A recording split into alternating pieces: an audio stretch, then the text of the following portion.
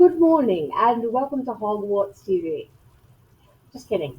It's Miss Vela in Dress with Dave. So that's what's going on with the Hogwarts and my Harry Potter, I guess. Actually. So we're going to talk about subordinating conjunctions that create dependent clauses. That's a very fancy way of saying things, okay? So you have an assignment that has to do with clauses, all right? So on this worksheet, it says there are two types of clauses. There's an independent clause and there is a subordinate clause.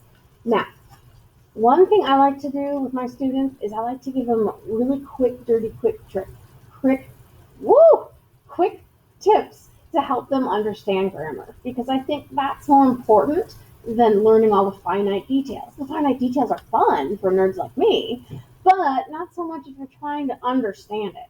Okay, so here's the deal. All right, there are two types of clauses, Mr. and Miss. No, I'm just kidding.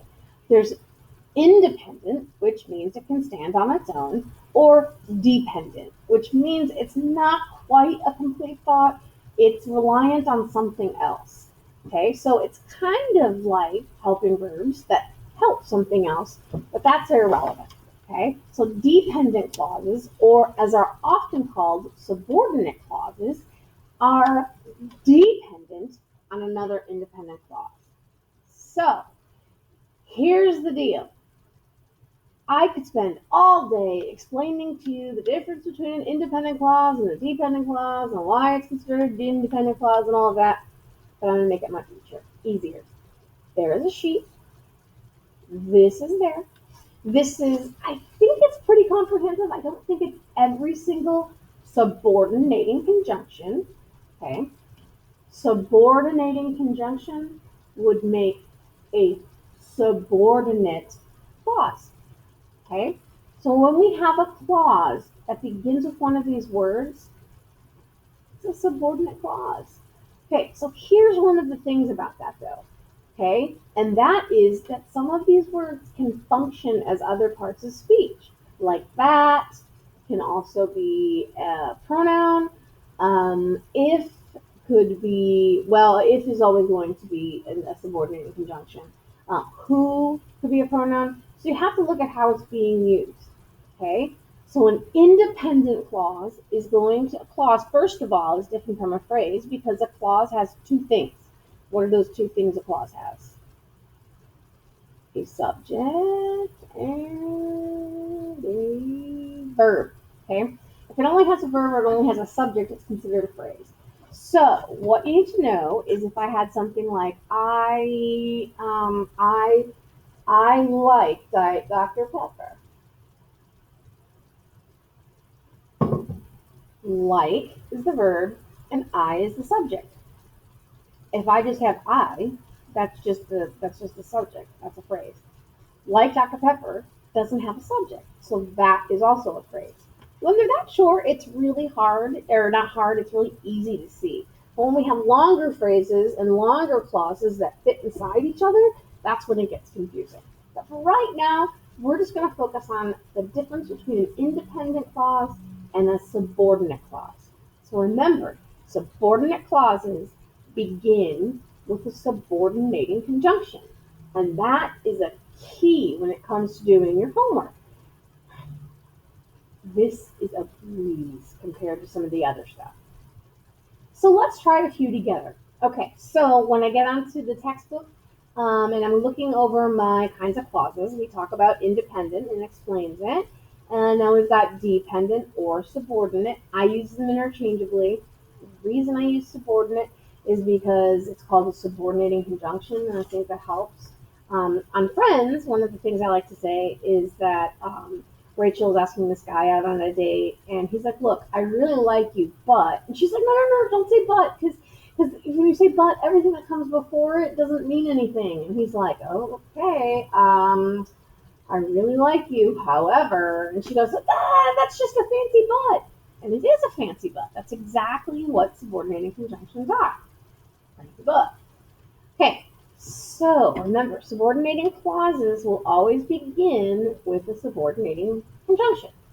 So here we have our sentences, and we're looking at the slanty words, the italics words. So we have where the first postal system was developed. Let's look at our subordinating conjunctions. Do we have the word where? We sure do, right there. So does that make it a subordinate clause or an independent clause? Let's find out. Bam! Subordinate, right? That's the cheat, guys. That's it. If it begins with a subordinating conjunction, it's a subordinate clause. So here's the big deal. You know how I told you you can't use fanboys at the beginning of sentences? That's a big boo bad. Here is why. When you use conjunctions, whether it is a correlative conjunction like if then, or it's a fanboy like FANB, or if it's a subordinating conjunction, what happens is you tend to make it a fragment. So, and what I mean by that is if it's a subordinating conjunction, it can't stand by itself. So in this particular case, where the first postal system was developed. What about where the first flag? No. Now you're like, oh well, I could turn that into a question, like where was the first postal system developed? Different scenario. Okay, we're putting it into a sentence. So we have to make sure that when we have that particular subordinate clause on there, it's actually being used as a subordinating conjunction. The other deal with it is this. When we put just that by itself, let me see the number 2, let's see what it is, it's asking for a sentence or a dependent clause. Okay, so here's an example of what we're talking about. So we have our sentence, we've got the word if. Okay, let's look at our list. Is if on it? You betcha, it's right here. So we know that it is going to be a subordinate clause. Okay, so I'm going to mark that, check it. Okay, so here's the deal. When we look at that, let's just look at that clause. It says, if there was a system of communication linking the capitals and the provinces. Well, we've got system and linking the capital. So we do have a subject and we do have a verb. So that, it's like, well, wait a minute, you can say that. Absolutely, 100%, you can say that. And you can be talking about it. And if you're talking, you're having a conversation, somebody says something, you're like, well, but, I mean, if there was a system, blah, blah, blah. And it sounds like a sentence. But guess what, guys? It's not. It's a fragment. Because that little tiny if is a subordinating conjunction and makes it a subordinate clause. So if you write that in your paper, it's an F, not the paper. Just that it's an F error. It's a fragment. So that's why you're not allowed to start sentences with conjunction. Is so that you can avoid fragments. Now, fanboys are different from subordinate conjunctions. That's true. But we also don't want to give our writing a choppy feel. Okay? So that's the difference between an independent and dependent clause. And that's going to be very, very important. Okay? It's also very important you understand the difference between helping and linking verbs to move on to our next section. Okay? So this is the rest of the homework you have. And when you guys come back, we'll have more on independent and dependent clauses. And when we do verbs, it'll be all the verbs mixed up, and you're going to have to be able to tell the difference between them. So it's not just going to be linking verbs and find the linking verbs. It's going to be like, is it linking or is it helping or action? Which one is it? It's going to be like that. So make sure you sing, and remember that subordinate clauses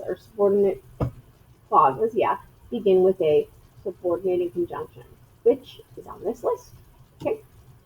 Hope you guys have a great weekend. I'll talk to you soon.